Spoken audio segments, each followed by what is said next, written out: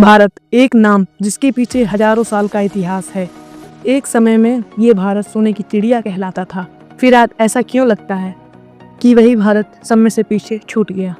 क्या वजह है कि 140 करोड़ लोगों का ये देश अभी भी अपनी असली ताकत नहीं छू पाया है? चलिए इस सवाल का जवाब जानते हैं।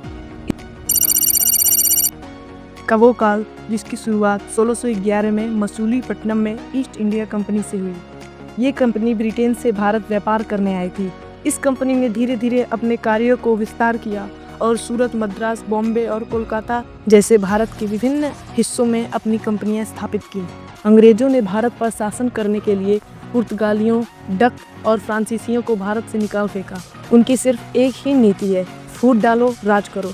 इसी पॉलिसी की प्रैक्टिस यूपी के चीफ मिनिस्टर कर रहे हैं, जैसा कि आप देख ही सकते हैं। आप दूसरों को उपदेश दे रहे हैं लेकिन चुपचाप स्नान करके चले आ रहे हैं। ये बड़ी विडंबना वाली स्थिति है।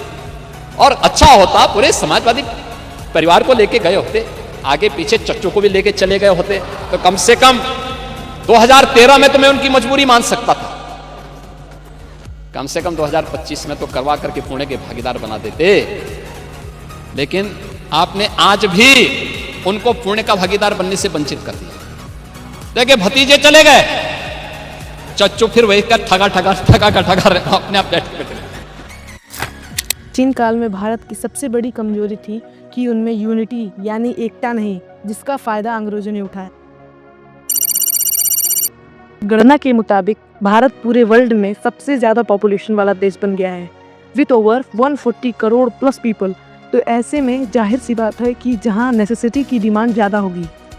ऑक्सफैम की एक रिपोर्ट के अनुसार भारत की आबादी के सबसे अमीर 10% लोगों के पास कुल संपत्ति का 72% से अधिक हिस्सा है, जबकि सबसे कम आबादी के 50% लोगों की संपत्ति भारत के सिर्फ 9 अरबपतियों के बराबर है। अरबपतियों की संख्या 2020 में 102 से बढ़कर 2022 तक 166 हो गई थी। सशक्तिकरण के लिए मजबूत आधार देने वाली शिक्षा भारत में पहुंच तो गई थी, लेकिन यहाँ के छात्रों को असमानता का सामना करना पड़ा। अंग्रेजी माध्यम की शिक्षा, उच्च शिक्षा और पाठ्यक्रमों तक पहुंच में भी असमानताएं थीं।